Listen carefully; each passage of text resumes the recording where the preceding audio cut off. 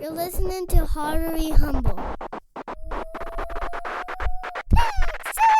No howling, only wooing. Let's go, Hogs! Let's go!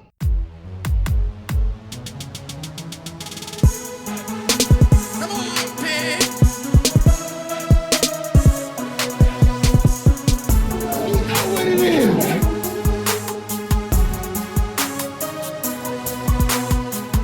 Welcome to episode 31 of the Hard to Be Humble podcast. Yikes. I am the humblest man on earth, Tommy Stickle, and I am joined with the beautiful, greatest value, Chaz. It's just Chaz. Just Chaz. It's like Cher. How you doing? How you? Sorry, I just had visions of Prince and Cher, and then you, and somehow trying to make those be similar. How you doing today, Chaz? Doing good. Excellent. Doing good. What's new in your world? The Hog store opened up in Rogers again. Grand reopening. I'm excited. I love that place. I told you about all the good deals. There's always a 50% off rack. Fantastic deals. I sent the picture out on Twitter. I'm still disgusted to this day. A long sleeve shirt, $150. Are you kidding me? So vomit. Like that Offended. hurts. I'm offended. There's no chance anyone's going to buy that shirt. Chad, it's a long sleeve t-shirt, and yeah, it felt soft, but $150. Chad, what would that shirt have to be made of for you to buy it for $150? I made the stupid like dad joke, because I asked him. I said, "Is this right? Like, is this really $150?" And we were like the only people in the store. I'm like, "Yeah, it's a new brand," and stupid. I don't know. I'm mad. I even said it. I was like, "Oh, is it made of gold?" You said that? Oh, yeah. That's bad, Chad. Is there gold in there? Got some diamonds in there. Yeah. Oh, stupid. Yeah, man. I was offended, though. I was offended. Yeah. Stupid. Okay, so our generation, judging people, we try not to, right? No judgment. That's kind of one of the tenets. Judge someone wearing this shirt. That's what I was about to get into. I am A-okay with judging people that buy that shirt. If you're buying T-shirts for $150, you need to rethink things, people. Rethink some things.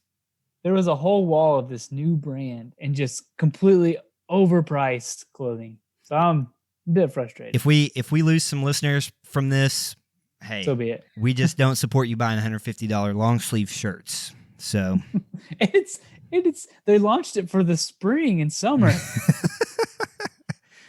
What if it's like some kind of aeronautical material that both keeps you perfectly warm and cool, even regardless of season? Like I might buy a shirt like that if it could. Yes, it's fireproof, waterproof, also wicks sweat off. So it's somehow waterproof plus it wicks sweat off. Like it's just. There were no claims on this shirt. Just shirt.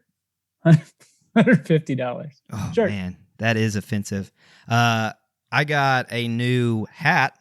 Got a new era, I guess you would say the 5950 style new era baseball cap. Mm-hmm. So I'm enjoying that. Got it off of eBay. And I was a little bit scared it might be fake, but I think it's real. Got it for $17. Pretty happy with it. It's okay if you don't. It literally came in a box that was soft soap. The box, and then it had a Walmart bag wrapped around it. So I was like, but hey, it looks good. I'm happy with the hat. Does it feel good? Feels perfect. 7.5. That's my head size. It's good. Big old head. It's something.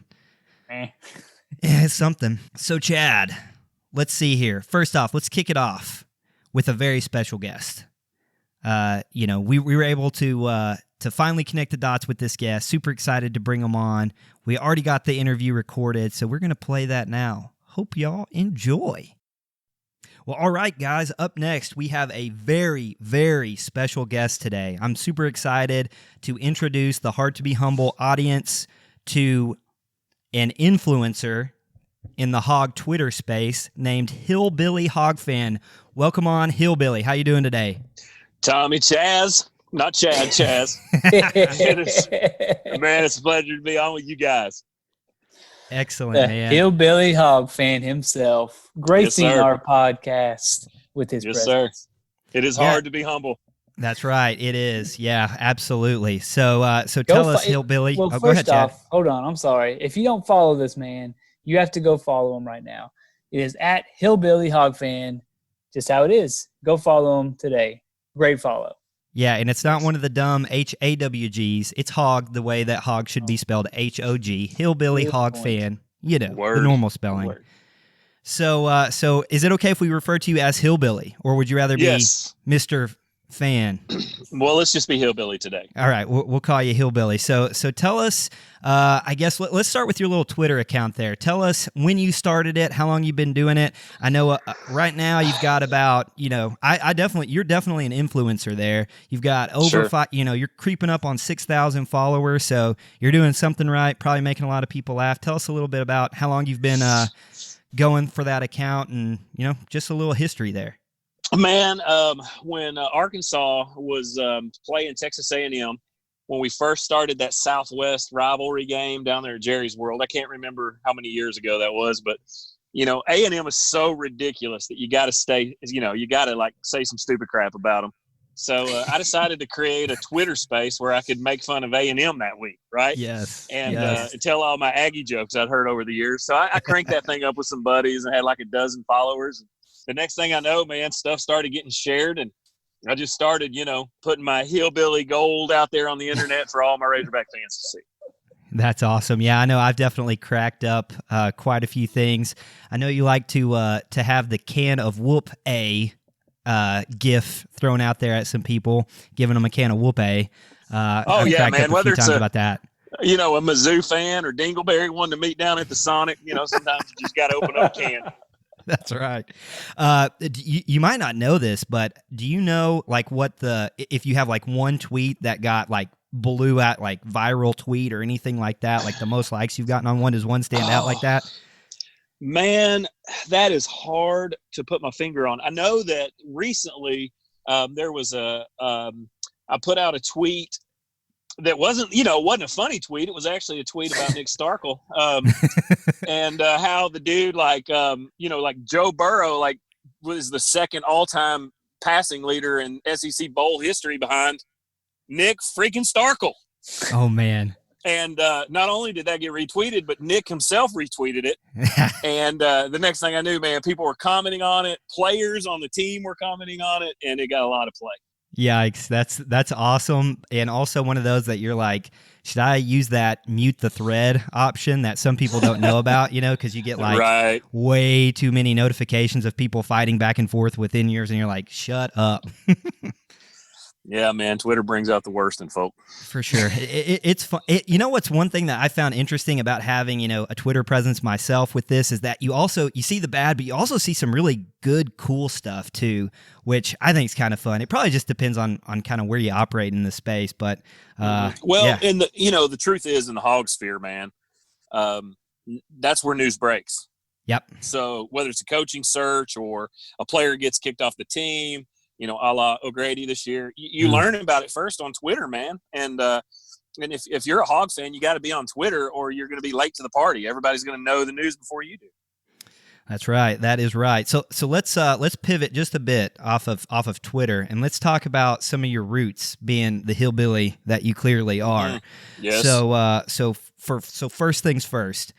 In your mind, in my neck of the woods where I grew up, we had rednecks. That's what you were. So I'm guessing that in your neck of the woods, obviously people are hillbillies. In your mind, how would you describe kind of that difference between redneck and hillbilly? A redneck is going to jack his truck up and put big wheels on it. A hillbilly's just going to drive his granddad's truck. You know what I'm saying? A redneck's going to grow his hair long in the back, and a hillbilly's going to grow his beard long in the front. There we go. Yeah. It's like if you've ever been to Jasper, Arkansas, and then immediately driven to Crossett, Arkansas, you'll know the difference, right? Oh wow, I've never even so- been to either of those. Now I got to go. Like that sounds awesome. Right. So, hey, if you've ever been to, no, let's not throw Harrison out there. Harrison gets it mad. The place is crazy. But that's pretty much it, man. Gotcha. Yeah, those are some very tangible examples. I love it. Right. So, Hillbillies get the reputation of running around with no shoes on, corncob pipe, yeah. Rednecks are going to have on like their mud boots and their skull ring. Tommy, Yeah, there you go. we all have phases growing up to where, like, someone may go through a punk phase or, something like that. Did you ever go through a hillbilly or redneck phase? And hillbilly hog fan, I'm going to ask you the same thing. Did you toe the line on redneck and go back to hillbilly, or? Well, it was pretty much all hillbilly. When you're raised a hillbilly, you just kind of are a hillbilly, and you have to one day look in the mirror and admit it. But I did go through a phase in junior high where I thought I was a gangster rapper. Oh, And I think we've all been there, though. Yeah, man, I had the Oakland Raiders starter jacket and listened to the NWA and Tupac or Biggie? Where you at? Oh man, let's go Tupac. good answer. I like that. Yeah, I'm from Northwest Arkansas, so I like a little more West Side than East Side, brother. That's awesome. That's perfect. Yeah, throwing gang signs in Newton County, Arkansas. You know what I'm talking about? Yeah. Maybe throwing a little camo somewhere in there. You got to represent somehow. Word. Tommy, did you ever go through that phase? No, absolutely not. I despised I despised that, to be honest, growing up. And now I'm kind of embracing it more and more, to be honest. Yeah. Now, where you're from, it's like I was kind of the deny your roots kind of guy. And now I want to relate to it more than ever before. It's kind of that circle, I guess. It is. It's comforting. I can relate. I can relate well. I never went through that phase. Wasn't even in FFA. Were you in FFA? Yeah, you're laughing over there. Man, I had my corduroy jacket. You know what I'm saying? Those are so big. I might still have that thing. I can't fit in it, but I still got it. Nice. So, hillbilly, most hillbillies, and rednecks included, they love to look at other people and make fun of them for being stupid. That's kind of like, to me, one of the big things. Like, if you're backing a trailer to launch a boat out into the water, you make fun of the guy that can't do it well or gets his whatever stuck in a, that's just the culture there. So do you have a story of any, the stupidest or silly hillbilly thing that either you did or maybe somebody did? Oh man, I could probably write a book on some of the stuff I saw growing up in Newton County, Arkansas. But the craziest thing I ever seen was a buddy of mine out on the Buffalo River decided to ride down the side of a bluff in a canoe. Like those kayak guys will like slide down the hill and into the water. He tried to do it in like an old aluminum canoe, and I think he nearly lost his life that day. Yep. But it was a great moment. In the National Park Service, they responded quickly. That's awesome. Oh man, yeah, I'm sure that was a smooth ride, gliding right in there. No rocks or anything dangerous that could. I'm sure no alcohol was involved either, for sure. Maybe about as smooth as sandpaper, toilet paper. You know what I mean? That's right. So let's finish up here with just some Razorback fandom stuff. Let's talk a little bit maybe about your favorite sporting event, like Razorback game, that you ever saw live, or maybe even like on TV growing up. What's a moment or a game that stands out in your mind as one of your favorites? Man, I have to give you a couple. My favorite ever was the 1999 Tennessee game at Razorback Stadium. I was a student at that time, rushed the field, helped tear down the goalposts. And there was a defensive lineman named Kurt Davis. I still to this day have his gloves from that game. He gave them to me after the game. But in 1998, when we beat Alabama, that was a shift in the program. And when Houston Nutt was there, it was his first year. We beat Alabama at Razorback Stadium, and everybody knew then that this Razorback team could be good. And it really turned things around at the University of Arkansas in the SEC. A couple of years later, they announced plans to, expand the stadium, which was huge for Razorback Stadium. And that's where it all started, is when we beat Alabama that day. And, as we head into the Pittman era, that's my hope. Like, we need that game. We need that breakthrough game where people go, hey, the Hogs are back. The Hogs are back. And so that was the most significant game, was that Alabama win, but the funnest one would have been that one.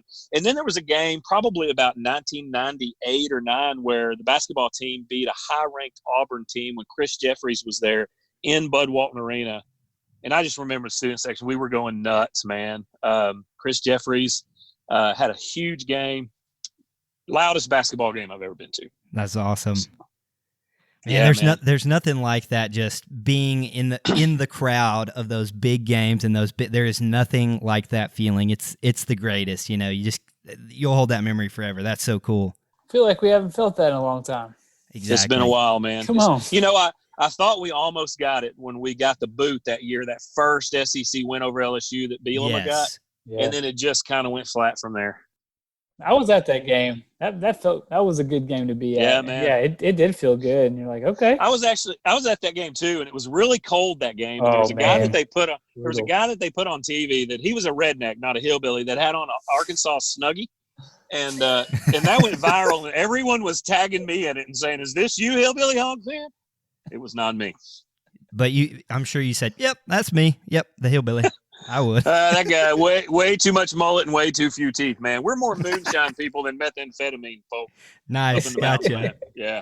Awesome. Yeah, you bring up some great points that make me think. Like sometimes I think of kids, let's say just now coming out of high school or just kind of young Arkansans growing up, and it's like they don't remember when it was fun and good.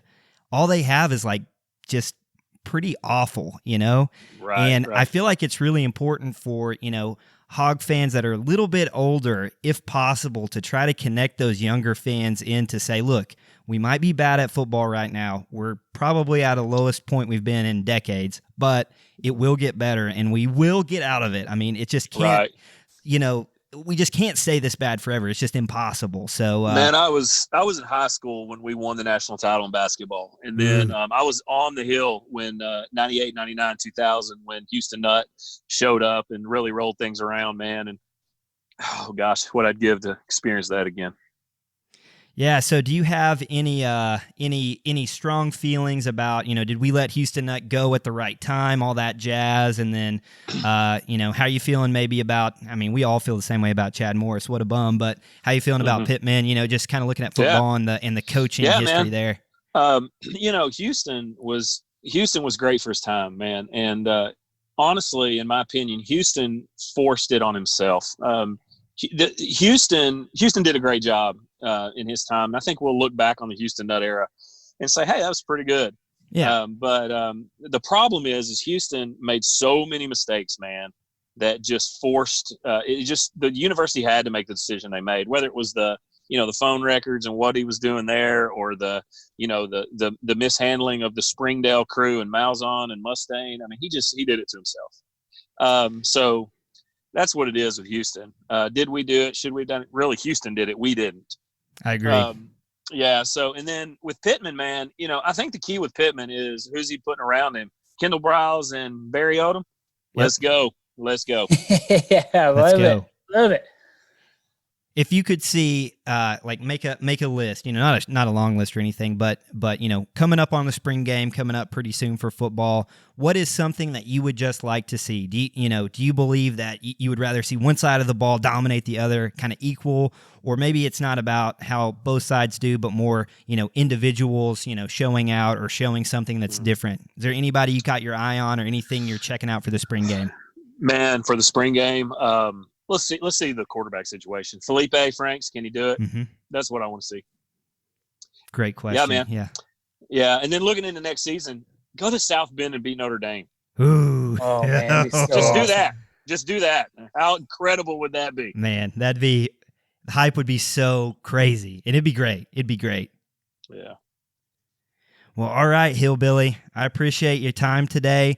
Absolutely everybody, if this is entering into your eardrums at this moment, stop, go to Twitter, follow at Hillbilly Hog Fan. It's a great follow, a lot of fun, brings a lot of life to Twitter. You'll enjoy it. Just bring the joy to your life. Follow them, and just have a good time with them. It's great. So Hillbilly, thank you so much. Hopefully, maybe, we'll see if you want to. We'd love to have you back sometime. We'll see, though. But really appreciate your time today. For real, man. I'd love to jump back on. Chad, Tommy, you guys do a great job. Take care. Hey, appreciate you, man. Have a good one. Thank you.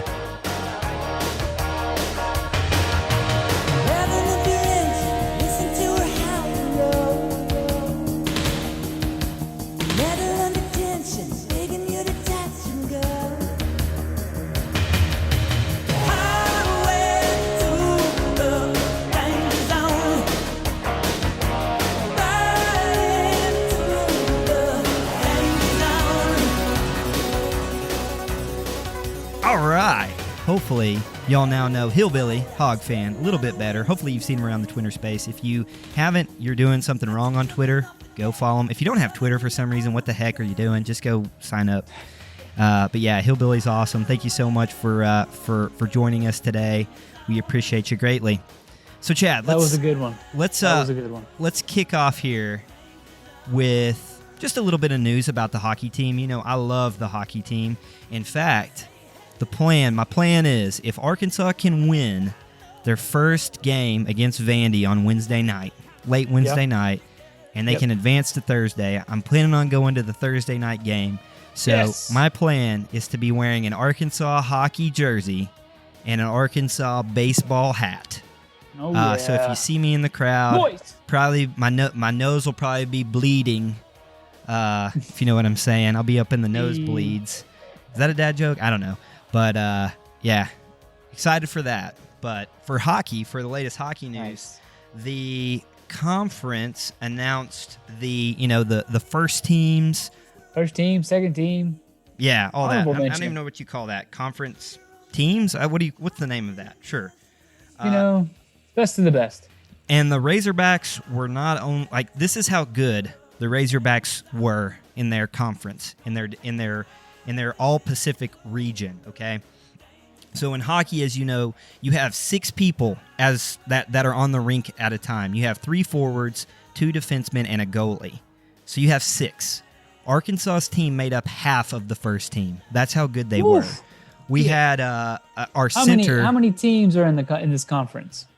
I think this is worth noting as well. It's the all. There's a lot of teams. It's all Pacific, so I think that's another great question. Again, you're testing my hockey knowledge that I don't know as well as I should, but I'm pretty sure it's even beyond the SEC. I think it's a lot of teams, right? Yeah, it's a lot. I mean, it's a lot, no doubt. And huge props. We had our center captain, senior, I believe, Chris Stovall, be named as first team. We also had defenseman Cameron McAtee. Both of those dudes, if you saw the hockey team play, they stand out immediately. They totally gave the shaft to Sugasawara. I mean, maybe his stats didn't quite stack up, maybe.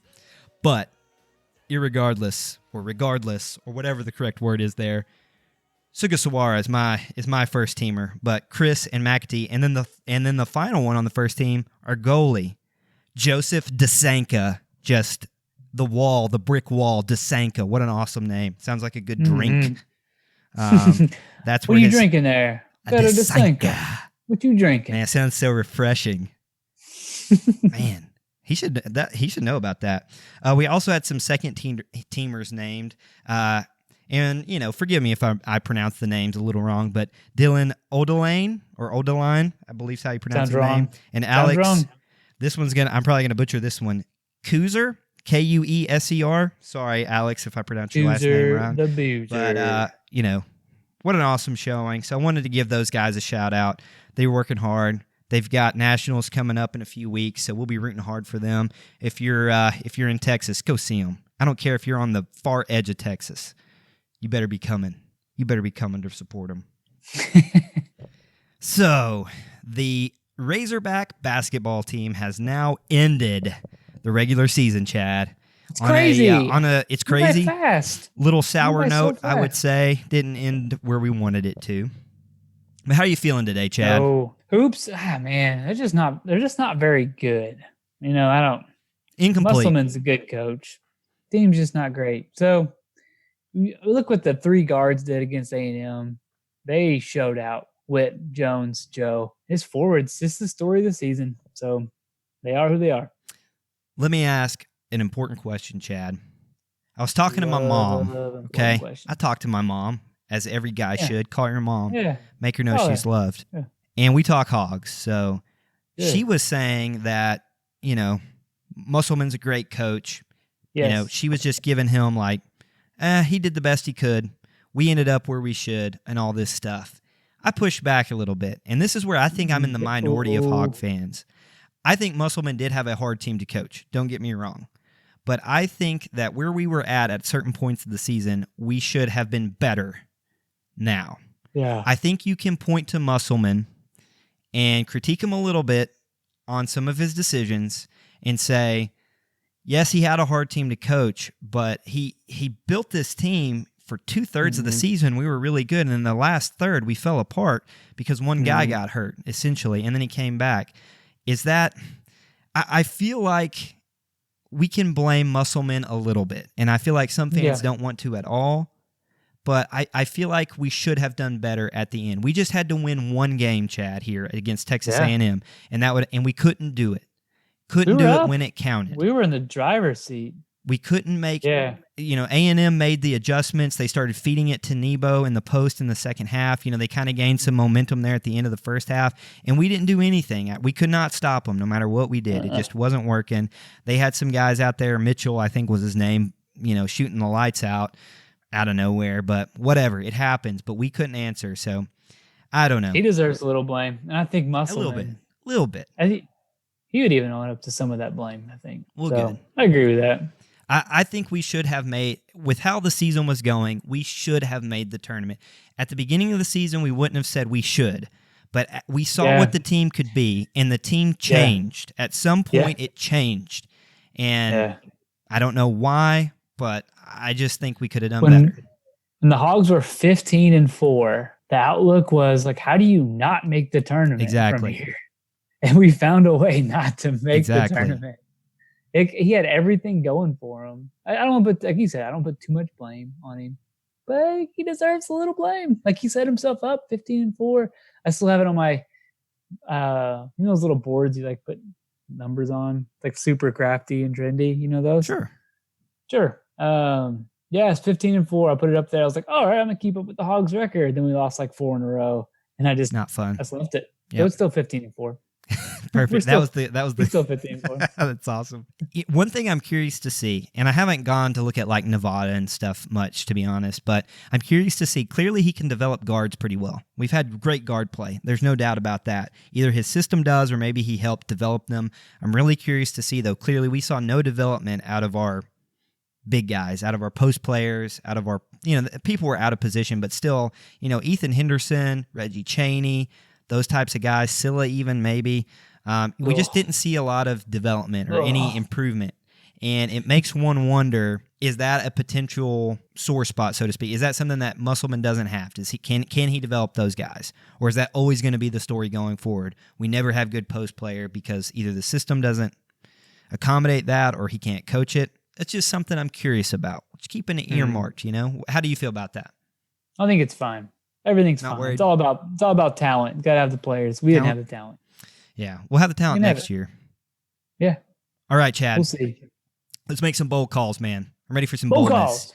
Is Joe going? Is Joe going to the NBA? Yes. I say yes too. Is Mason going? Yes. Ooh, I say no. Wrong. We'll see. Why? Why would he come back? I don't think he's going to have an opportunity. He won't get drafted in the NBA. Right. But is he going to have a better year statistically than he had this year? I don't think so. No, there's no chance he has a better year statistically. I think he can get closer. I think he can. You go ahead. Numbers. If you look at just numbers statistically, numbers tell everything. So you look at it next year, there's no way. And he's going to get in his, like, even if he gets one of the SEC Player of the Years, like from the AP or the coaches, you get one of those, then you're like, I can do anything. And he's good. He's not going to get drafted. He'll go play overseas and he'll do well. But he won't get a chance on this roster spot, but he's going to go. I think he stays. I'm sticking with my gut. I think he stays. I don't think he gets a good opportunity, and he thinks to himself, I'm going to come back and we're going to go win a national championship next year. In all fairness to Mason, Does Mason make logical, rational decisions? I don't know him personally, but I would think no. Just I've seen how the way he acts on the court. I mean, nothing. I know that's a brash, maybe a brash. Which one? One of either. those. Yeah, I feel like it's a harsh, brush Delve? judgment. Dove? Delve, but I just don't think he's gonna go. Like he's gonna be like, yeah, I can totally do this, and he's gonna. I mean, to his credit, he's done whatever he wants to against SEC schools. So like, and he's gonna have a good NIT run as well. So I wish him the best, but he's gonna go. Just like I called Georgia. You did. Just like Okay. How many NIT games? Well, this might be hard because I don't even know if I know all the games. I think is there 5 or 6 games in the NIT you have to win. I think you have to win 5 games to win the NIT. Let me double check Sounds that. right. Give me one moment. Well, they're gonna have a 1 seed. Hogs are gonna play home up until the championship. They play that in New York, right? Madison Square Garden. They play the they play the semifinal and the final in Madison The fake Final Four. Square Garden. Square in Madison. You know Madison. Madison. They're gonna play really well at home. They'll get there. So I don't know. Mason. You gotta win 5. Gotta win 5. Gotta win 5. How many are we gonna win, Chad? I think we'll win at least 4. I Maybe think- to the championship. I mean, I guess most Hog fans would probably say that too. I don't think that's necessarily bold, but yeah, if we don't get to the Final Four in the NIT, I'll be disappointed. We should. Yeah. We should, and we should Agreed. probably win it, to be honest, because I think we'll be easily the best team in the NIT. Do we throw a parade if we win the NIT? No. Do you hang banners You for buy- NIT? I think you do, but maybe You you get a banner. don't. And do you buy hang a it? shirt? Do you buy a shirt? Ooh, no way. No. You only buy a shirt if it's like under 10 or 10. Like there's no way you're spending more than that on the NIT. That's really funny. Have you ever seen somebody wearing an NIT shirt? I guess you don't. That's Can we- funny. Can we buy NIT champ shirts? Yes. I'm gonna NIT Google for it. life. Yes, I do. I like that. So, It okay. could be a cool new thing. Like yeah. why don't Texas you won wear it last year. I mean, maybe they're wearing some NIT shirts. I don't know. Chad, I was going to ask this. So, whether Joe Yeah. and Jones go, are you looking it up right now? $20 for NIT $20? No, champions. that's too much. Texas Longhorns.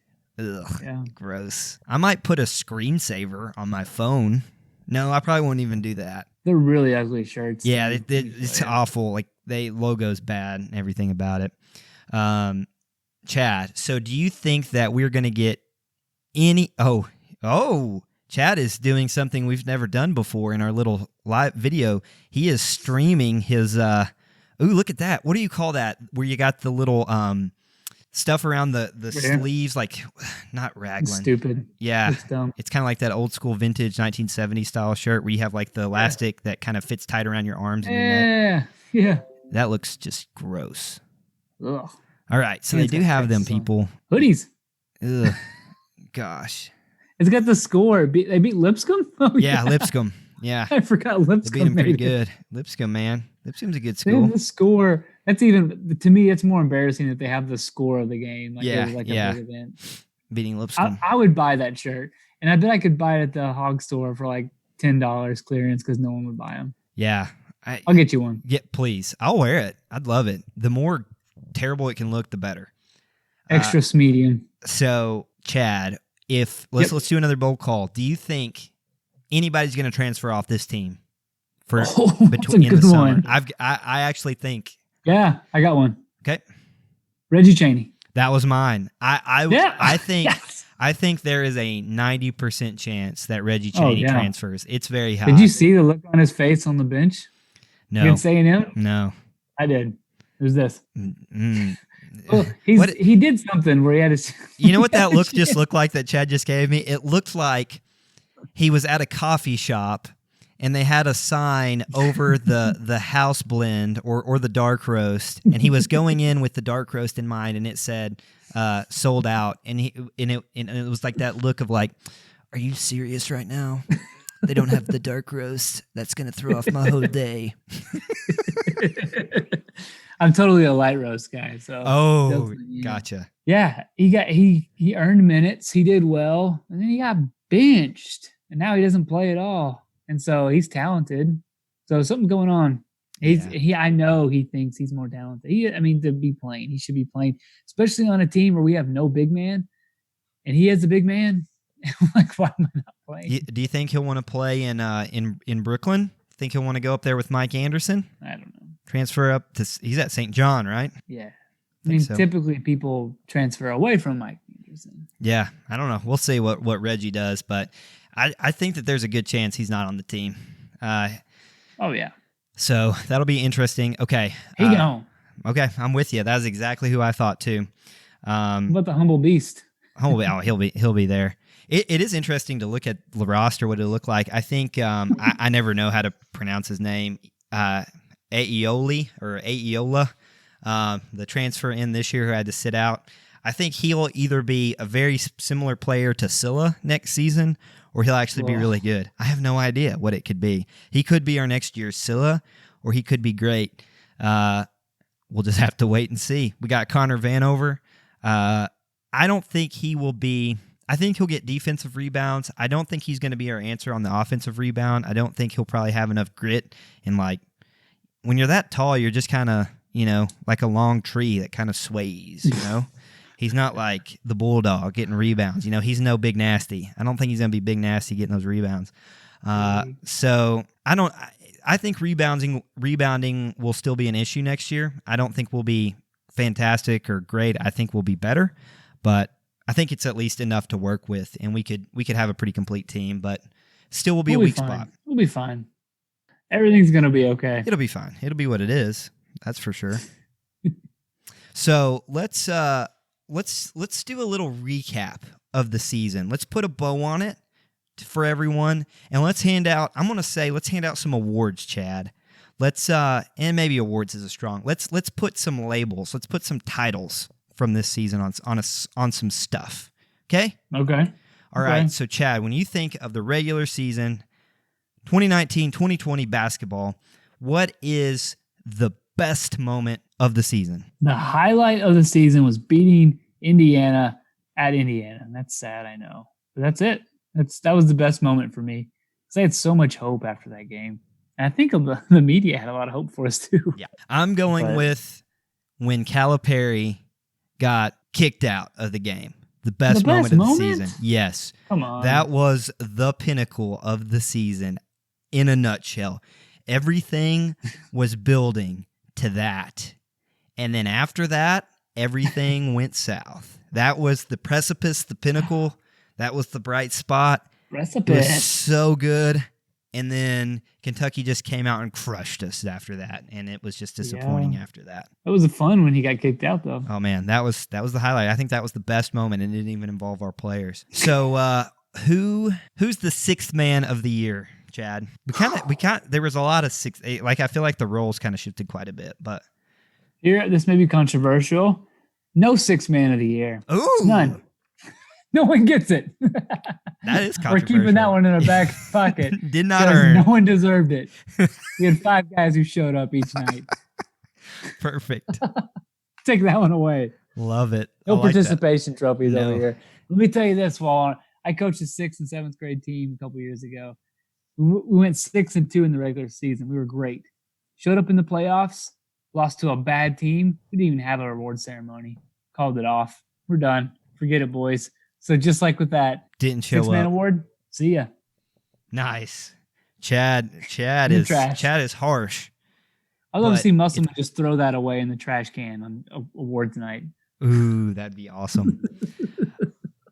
Let's talk about Muss a little bit. What wins tantrum of the year? It's fresh on my mind, but when he got that technical against A&M, that was bad. I mean, what a horrible time to get a technical foul. I mean, the officiating was bad, yes, but you should be used to it by now. The officiating's been bad all year. So maybe it was just a frustration point to where he just lost his cool at the very end. I don't know. But that's what sticks out to me outside of Mason's 20 tantrums that he had. this year. Yeah, that's the game that I think stands out to me with tantrums is the I think that was the Missouri game where he and Mason were kind of just jawing back and forth, and I just felt like it just looked really bad just from an outsider looking in. Who knows what was said, but that led to Mason Jones not starting the next game, I believe, and just wasn't a good look. What do you make of Muss changing mid-season from Pepsi to water? Did you notice that? I didn't even think about it, but yeah, I think it's weak. It made me wonder. I haven't paid attention to it enough, but I wonder if he drinks Pepsi where there's Pepsi and he drinks water where there's not Pepsi because he's that loyal to Pepsi. Loyal. To Pepsi. I haven't thought about that. Maybe that's the reason. Maybe he just hates Coca-Cola. He just drinks water. I don't drink either. So I don't know. What was the lowest point of the season, Chad? That loss to Missouri was low of lows. That was awful. Ugh. Just felt gross. Yes. I hate losing to Missouri. It's terrible. It's not even like a race. It's just like I need to go shower because we just lost to Missouri. It gave me shivers just then, like goosebumps. I'm going to say the low point was losing to Tennessee. I'm just going to throw that game out there because, man, we got from the opening tip, we weren't going to win that game. It was just bad the whole game. I think the team lost some confidence after that game, honestly. A little bit of swagger. We ended up beating them later at home pretty easily, which was great. But yeah, I know what you mean. It was a rough stretch. What's other things throughout the season? Any other games that stand out? I mean, I know that to me, probably one of the more interesting things that I might forget later on down the line is that we started out the season and we were in the top 3 of defense. We were a defensive team. Yeah. The first game against Rice, we beat them by, I think, close to 50 points, if not by 50 points. We scored 90 and they scored 40 or 50 or something. They're very low. Nobody saw that coming. No, and then for 5 or 6 games until Georgia Tech, where we won on the road in overtime, we had held every opponent to under 60 points, and that was really special. And we were defensive, and that was our identity. And then we kind of continued on with some good identity until we lost at Western Kentucky in overtime, right? Yes, in overtime against Western Kentucky. And it's like our defense just changed after that loss. I mean, we were playing weaker opponents and stuff, but it was like we were just a different team and we lost our identity after that loss, which is disappointing. We almost lost to Valpo in Little Rock. Is that North Little Rock or Little Rock? North Little Rock. North Little Rock. Okay. Maybe there was some stuff we should have saw coming, but it's just weird the identity changes we had through the year. That loss against South Carolina felt bad because of all the fouls. That was just a yuck game. Hated that game. Lost to Florida. What's new? Anything else stand out to you, Chad? I know Jimmy Witt, his performance, I think against Vanderbilt, was very spectacular when we beat Vanderbilt. Yeah, I'm pulling up the stat sheet just for this season because, we started off because defensive, defending the 3-pointer was our big thing. Yep.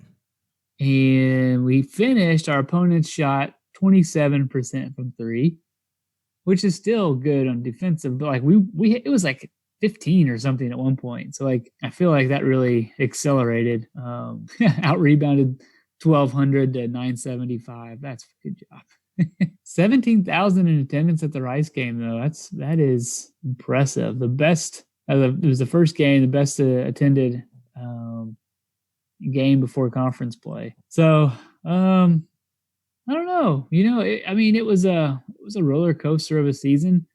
Last year we were 18-16, 8-10 in the SEC. So we actually got worse in our conference record. Which didn't feel like it. It doesn't. Yeah, I guess not. We're 19-12 now. For the record, Chad, I do want to interject. We still ended the regular season as the best team in the country in 3-point defense percentage, at least. Well, that's great. We're still number 1.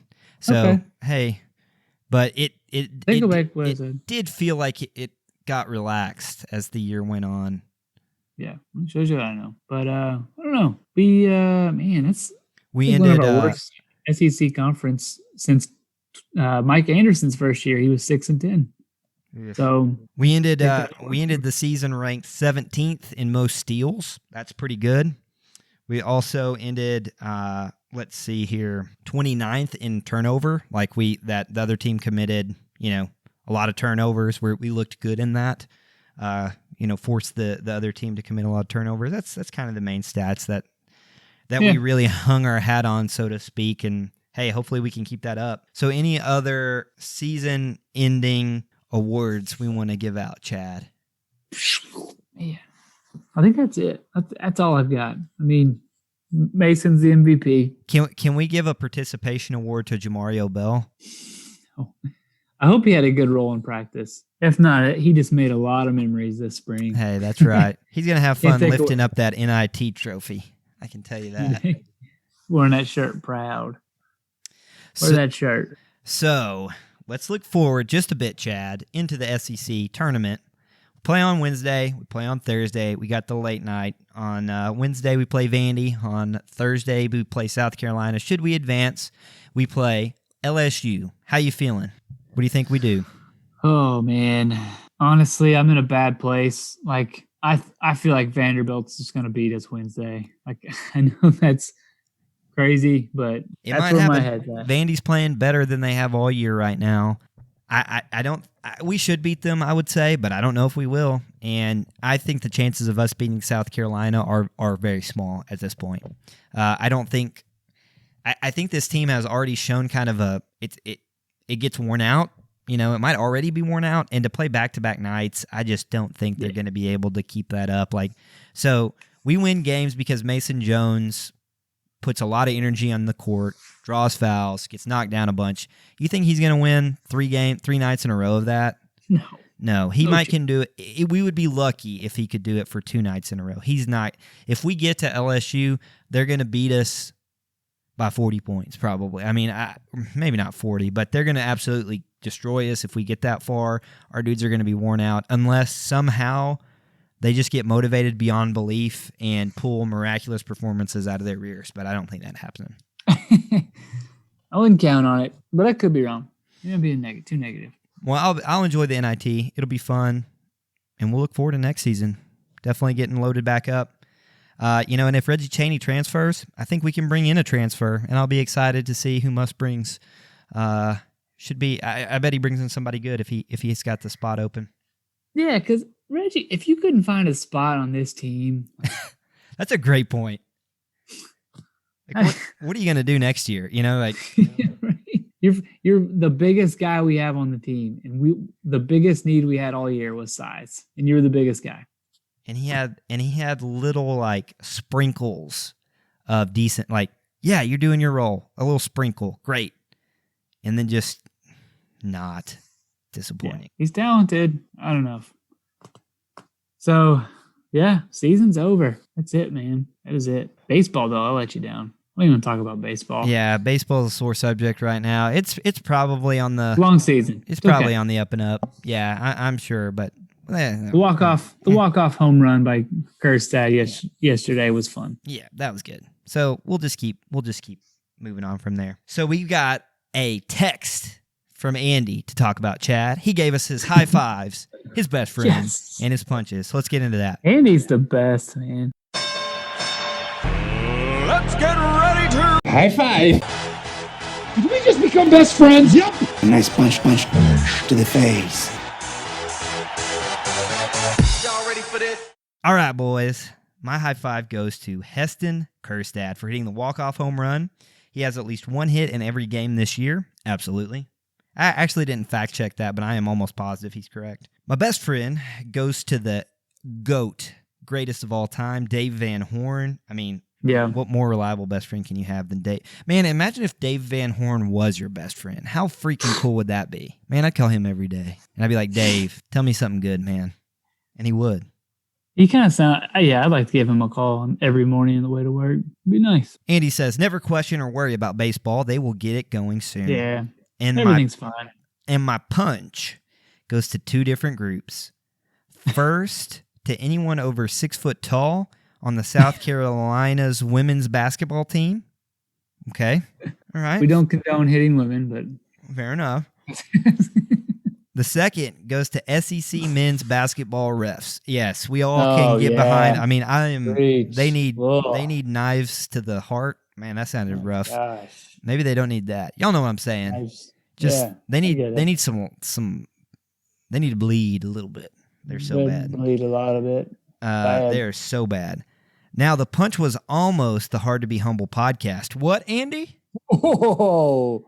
Why, you ask? Well, it would be your complete disregard and disrespect towards lady basketball and Arkansas women's sports in general. There was a big old punch headed y'all's way until I got to the mailbox yesterday, and Tommy sent me a wonderful handwritten note. Thank you, Tommy. You staved off the punch. Nice word there. You staved off the punch this week. Chad, I'm still watching you. Man, you were on Andy's he's just got you on on the microscope, man. That's something. Yeah. So you're right, Andy. I guess it's I don't feel like I have disrespect for them. I just feel like I don't have interest. Is that disrespect? I don't know. I don't have interest in racing, like motor car. Yeah, NASCAR or Indy. I'm not gonna act like I can't fake being excited or interested. I don't know. Yeah, I know the women had a great victory. I saw they're a good team. I saw on Twitter people were. I think they came from behind with like 8 seconds left. Great. Did it even get me a little excited? Not really. I'm sorry, but it's just not my passion, not my thing. So I probably shouldn't bring it up because it'll just make y'all mad. Women's basketball, There's like a tier of like 4 teams that are head and shoulders way better than everybody else. And then there's no upsets. It's not because they're women. It's just, there are like a handful of schools that just have way better teams than everybody else. And so you'll never see a 16-1. You'll never, I don't know. It's not fun to watch because they just destroy every team. And you saw it. I mean, Arkansas is a really good basketball team. And South Carolina just destroyed Arkansas. I mean, I think the good schools are like Connecticut, South Carolina, Tennessee, traditionally, not so much lately. I think they've fallen off. I don't know. Notre Dame, maybe. I don't. Again, it's just not my. It's not my scene, man. It's not my scene. But I hope you have another podcast that loves them more than anything. Like I love hockey. Yeah. And it'll be great. Love hockey. Well, Chad, I think that's the end of us today. Yeah. Hey, we're done. We're at the end, man. Tell us something good to leave today with. I doubt anyone has done any of the things I've asked you to do. It's fine. Just this one's simple. And I guarantee everyone's going to do it. Just put a smile on your face, even when you don't want to put a smile on your face. Keep happy. walking. Keep walking. Walk Choose hard. to be happy. Walk hard. Walk hard, hard, when they say you're all done. Walk bold. You can choose to be happy. Walk hard. Choose happiness, Tommy. That's right. And I'll say this. I'll leave with this because this past weekend, we had the tornadoes that came through the Nashville area last week. Of course, we're recording on Monday night, and I was able to be a part of some volunteer activities this weekend and some cleanup stuff. And those moments are just wonderful to see. People of all race, ethnicity, religion, doesn't matter. It's like when there's tragedy and people need help, it is so cool to see, the salt of the earth, the cream of the crop, us rise up, help our brothers out, and just a lot of cool, neat stuff for humanity happens. And, it's just cool to always be a part of that. One thing particularly that was cool is I was helping clean up a bunch of forest debris, trees were all blown down. We were picking up stuff, and some dude had his truck out there, and he was let people throw tons of branches and crazy debris in the back of his truck, and it was getting scratched up, and it was a fairly nice truck. And I was like, dude, if this were my truck, I couldn't let people scratch it all up like this. And he goes, man, it's just a truck. I need to help people out. And I was like, man, you're a better human than me, clearly, because I couldn't do this. And it was just cool, just to see people just sacrifice and do it in their own way. And there's a million different ways. You know, some people can use their hands, some people can use their checkbook, some people can just use their thoughts too. So thank you for that. If anybody's been thinking of Nashville, we appreciate you, and we'll be stronger than ever. That's how Nashville is. Good little place. Come move here. You'll have trouble finding a house probably. Nope, don't do it. Don't move there. Move to Northwest Arkansas. Northwest Arkansas is pretty sweet too. That'd probably be number 2 for me. It's a good backup. All right, man. As always, thank you, Chad. Appreciate you, Chaz. Yeah. Sorry. Yes. Appreciate you. Y'all have a great week. And woo. Hey. See you, Stick. See ya. Thank you for listening to Hard to Be Humble. Every ounce of support you give us is greatly appreciated. We can't thank you enough for tuning in with us today. Go now and follow the show on Twitter at humble_podcast and on Instagram at Hard to Be Humble Podcast. And if you'd like to have any of your thoughts, ideas, opinions, or concerns heard on the show, you can leave a voicemail or text our dedicated phone number at 615-392-0107. Hog calls are especially encouraged. And finally, never forget, as the late, great Mac Davis taught us so long ago, it can be really hard to be humble, especially if you're an Arkansas Razorback fan. Go Hogs!